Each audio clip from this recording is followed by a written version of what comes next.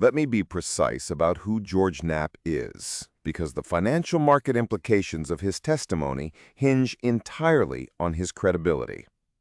George Knapp is an investigative journalist who has covered UAP programs for over 30 years. He first introduced Bob Lazar to the public in 1989. He has had documented relationships with active-duty military personnel, intelligence officers, and defense contractors across that entire period. He was awarded the Peabody Award for journalism. He is not a conspiracy theorist. He is a primary source. On June 3, 2026, he testified before a congressional UAP subcommittee alongside Luis Elizondo, the former head of the Advanced Aerospace Threat Identification Program, and Wiggins, an active Navy whistleblower, under oath. During his testimony, Knapp made two specific claims that carried direct public market implications. First, Robert Bigelow, founder of Bigelow Aerospace, submitted a formal bid to manage government-acquired UAP materials. He was not awarded the contract. Second, the contract went to a Lockheed Martin contractor. He named it. These two claims, if corroborated by subsequent government filings or declassification, restructured the fundamental valuation model for Lockheed Martin. That is what this video is about. Robert Bigelow is a Las Vegas-based real estate billionaire and aerospace entrepreneur. He founded Bigelow Aerospace in 1999. His stated goal was to build inflatable commercial space habitats. NASA contracted with him. The Beam module, a Bigelow-built expandable habitat, is currently attached to the International Space Station. But Bigelow's deeper involvement in UAP programs predates the commercial space work by years. In the 1990s, Bigelow purchased Skinwalker Ranch, a property in Utah with an extraordinary documented history of UAP activity, livestock mutilation, and anomalous phenomena. He funded a private research organization, the National Institute for Discovery Science, to conduct research at the ranch. That research was shared directly with intelligence agencies and the Department of Defense. In 2008, Bigelow Aerospace Advanced Space Studies, BASS, was awarded a $22 million contract by the Defense Intelligence Agency under the program later known as ATIP. The contract was for the study of advanced aerospace threats, which included UAP phenomena. So the context of Knapp's testimony is this. Bigelow was not a random outsider bidding on a government contract. He had been the private sector infrastructure partner for UAP research for nearly 2 decades. He had facilities, personnel, and established protocols. He bid for the crash retrieval contract, and he lost. The claim that a Lockheed Martin contractor won the crash retrieval program contract is, on its face, consistent with what we know about how classified programs are structured. Lockheed's Advanced Development Programs, universally known as Skunk Works, is the most capable classified aerospace development organization in the world. The U-2 reconnaissance aircraft, the SR-31 Blackbird, the F-117 Nighthawk stealth fighter, the F-22 Raptor. Every major classified aerospace program of the last 70 years traces through Skunk Works. Now consider the patent record. In 2018 and 2019, the United States Navy filed a series of patents through inventor Salvatore Pais that describe technologies essentially indistinguishable from what UAP whistleblowers have described for decades. The Pais patents include a room temperature superconductor, a high-frequency gravitational wave generator, and a craft using an inertial mass reduction device. The Navy subsequently confirmed the patents were real and represented research with defense applications. Lockheed, for its part, holds hundreds of classified patents. The public filing record is a floor. The actual classified intellectual property portfolio is larger by orders of magnitude. Here is the specific trade implication. If a Lockheed contractor has been managing recovered UAP materials since, as some whistleblowers claim, the 1980s, then Lockheed has had decades of funded reverse engineering activity that does not appear in any public financial filing. That activity, if confirmed, would represent an entirely new class of intellectual property, one for which there is no current market valuation. The moment any of it becomes declassified and commercially applicable, Lockheed's valuation model requires complete reconstruction. Let me build the trade thesis explicitly. Primary position, Lockheed Martin, LMT. Current price, approximately $490 per share. Market cap, approximately $120 billion. Standard valuation is based on F-35 program revenue, hypersonic development contracts, space systems, and classified program estimates that analysts derive from disclosed contract values. What is not in the model? Any revenue or IP value associated with crash retrieval programs, reverse engineering activity, or exotic propulsion research. The asymmetric structure is this. If Knapp's testimony is disproved or ignored, LMT continues to trade on its existing fundamentals. Defense spending is high, the F-35 backlog is enormous, LMT is a reasonable hold at $490 on its own merits. If Knapp's testimony is corroborated by subsequent declassified documents, by additional congressional testimony, or by the Pentagon's biweekly release schedule producing relevant documentation, the upside re-rating is not 10% or 20%. It is structural. You are adding an entirely new revenue category to the world's largest defense contractor. Position size recommendation: 3 to 5% of total portfolio in LMT. This is not a speculative position. LMT is a high-quality business at a reasonable valuation independent of the disclosure scenario. The disclosure thesis is a free option embedded in a quality holding. Secondary positions: NOC and RTX. Northrop Grumman, NOC, has its own classified program exposure.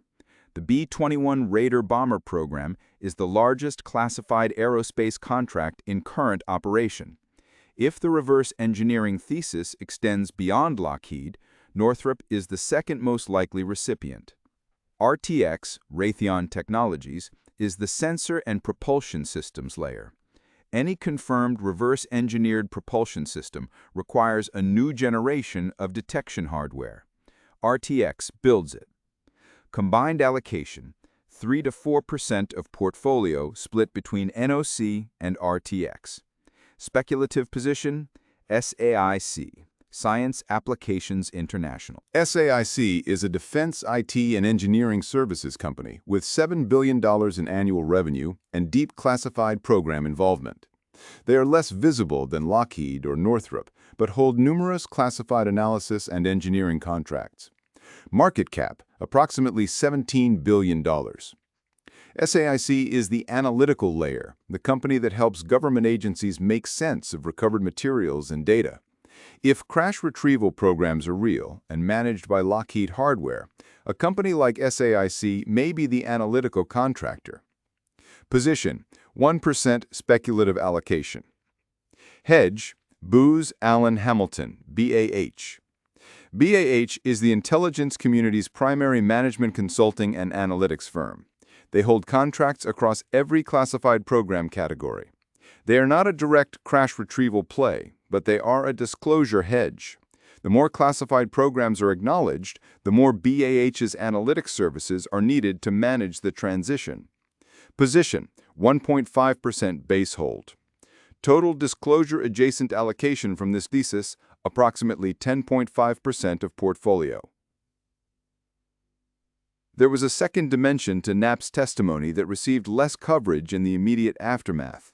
He described the Soviet Union's UAP investigation program, a program that reportedly dwarfed the U.S. effort in scale and sophistication during the Cold War. This matters for a specific reason. It means UAP programs are not anomalous government behavior. Multiple major nation-states independently concluded that the phenomenon was real enough to warrant large-scale, funded, classified investigation. That is important corroboration. The Soviet program's existence also raises a geopolitical trade implication that most analysts haven't worked through. If Russia has been conducting UAP research for 60 years, and the US has been doing the same, the question becomes, is there an arms race dynamic being suppressed? Because if there is, the defense spending implications are not a one-time re-rating event, they are structural. The entire defense budget calculus changes if both superpowers are racing to reverse engineer exotic propulsion technology. That is a multi-decade tailwind for every ticker in this basket, not just a catalyst trade. The thesis doesn't require blind faith. There are 4 specific, observable events that would confirm or deny it. Trigger 1. A declassified document from the Pentagon's bi-weekly release cycle that names a contractor in connection with materials retrieval or reverse engineering. Even a redacted program name moves the thesis forward. Trigger 2. A follow-on congressional hearing where additional witnesses corroborate Knapp's testimony. The UAP Disclosure Act of 2025, currently being pushed through Congress, would mandate additional disclosures. Watch for Senate SASC or HPSCI UAP subcommittee scheduling. Trigger 3. A Lockheed Martin earnings call in which management is directly asked about UAP-related contract exposure. This hasn't happened yet. The moment an analyst asks the question on a public call, it enters the mainstream financial narrative. Trigger 4. A Department of Defense budget line item that, upon declassification, shows unexplained funding in Lockheed's contract vehicle. Black budget documents are periodically released through FOIA and legislative processes. One budget document with a suggestive program code is enough. None of these require alien confirmation. All of them are plausible near-term events given the current trajectory of congressional activity and the Pentagon's release schedule. If you take one thing from this video, it is this. George Knapp is not a crank. He is a Peabody Award-winning journalist with 30 years of primary source relationships in the UAP space. He testified under oath before Congress. He named specific organizations and described specific programs. The market has not yet priced this testimony. Lockheed Martin at $490 does not reflect an optionality value on a multi-decade classified reverse engineering program. Neither does the broader defense basket. That is the inefficiency, and inefficiencies in finance are the definition of a trade opportunity. LMT at 3 to 5%, NOC and RTX for ballast, SAIC as a speculative kicker, BAH as the analytical hedge. Full checklist and positioning guide in the description below. The next Pentagon file release is expected in the coming days. I'll be covering it live when it drops. Stay long the uncertainty. 0 to 0 kilometers 30. Introduction. Why this testimony matters. 1:30 to 3:30. Robert Bigelow, the private side of UAP funding. 3:30 to 6. Lockheed's claim, patents, programs, and skunkworks. 6 to 8. The trade thesis. What you actually buy. 8 to 9:30. The USSR parallel. Knapp's second disclosure. 9:30 to 11. Validation pathway. 11 to 12. Conclusion. 00 to 1:30 minutes. Introduction. George Knapp congressional testimony. June 3rd hearing footage. TAE breaking animation. Congressional hearing room establishing shot. George Knapp headshot and name chyron. 1:30 to 3:30 minutes. Bigelow background. Bigelow Aerospace Facility exterior, North Las Vegas, NV. Beam module on ISS, NASA archival footage. Skinwalker Ranch aerial footage. DIA/AATIP contract document blurred, $22 million highlighted. Robert Bigelow press conference archival footage. 3:30 to 6:30 minutes. Lockheed's claim, patents, programs, and skunkworks. Skunkworks hangar, Palmdale, California exterior. SR-71 U2/F-117 archival footage sequence. Navy PICE patents, USPTO filing screenshot, public record. Classified patent abstract, blurred. Inertial mass reduction device legible. LMT headquarters aerial, Bethesda, Maryland. 6 minutes to 8 minutes, trade thesis. LMT stock chart annotated with black budget optionality not priced. Portfolio allocation graphic, pie chart showing 10.5% disclosure exposure. NOC/RTX/SAIC/BAH ticker stack. Bloomberg terminal style position sizing visual. 8 minutes to 9:30 minutes, the USSR parallel. Cold War era Soviet military imagery, archival, public domain. Map of known USSR UAP investigation sites. Arms race implication animated graphic. Defense budget trendline 2020 to 2030 projection. 9:30 to 11 minutes, validation pathway. war.gov/UFO document release screenshot. Senate hearing schedule/congressional calendar. LMT earnings call transcript screenshot, blurred. DoD black budget line item graphic. 11 minutes to 12 minutes, conclusion. TAE logo close-up. Gumroad QR code overlay. Subscribe animation. Next video teaser card. Pentagon mid-June drop.